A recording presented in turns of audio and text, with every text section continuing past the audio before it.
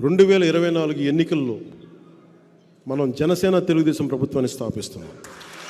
కష్టం, పోరాటం చేయాలి. విజయం తేలికేం కాదు.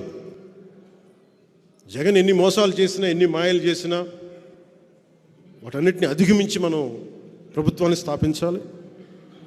ఈ అలయన్స్లో కొంచెం కష్టంగా ఉంటుంది. సిపిఐ, సిపిఎం, బిఎస్పి లాంటి పార్టీలతోటే సీట్లు సర్దుబాటు జరిగినప్పుడు చాలా కష్టంగా ఉంటుంది వాళ్ళతోటి కూడా. అలాంటిది వెంటనే ఇంకా సీట్లు నిర్ణయించలేదు. ఏదంటే ఏమేసినా జనసేన చాలా బలమైన పాదముద్ర వేస్తుంది అసెంబ్లీలో. దాంట్లో భాగంగానే ప్రతి సీటు కూడా గెలిచే సీట్ అవ్వాలి. ఎంతని కాదు, ఎన్నని కాదు, గెలిచేది ప్రతిదీ కూడా తక్కువలో తక్కువ 98% స్ట్రైకింగ్ రేట్ ఉండాలి.